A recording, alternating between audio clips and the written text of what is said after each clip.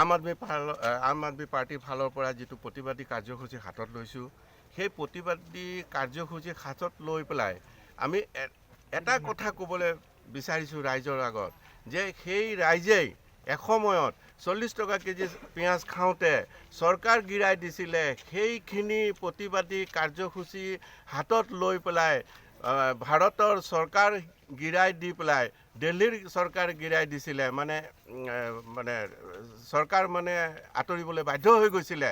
পিঁয়াজৰ মূল্য তেতিয়া 40 টকা কেজি আছিলে, তেতিয়া কংগ্ৰেছৰ চৰকাৰ আছিলে আৰু বিজেপিৰে মানুহখিনিয়ে এই প্ৰতিবাদটো কৰিছিলে। আমিও আজি কৰিছোঁ।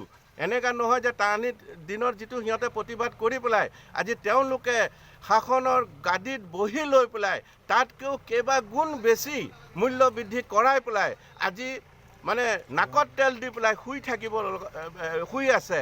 সেইটো পৰিস্থিতিত আহিছে। সেই লাজ লগা পৰিস্থিতিটো আমি ৰাইজৰ আগত উদঙাই দিবলৈহে আহিছোঁ।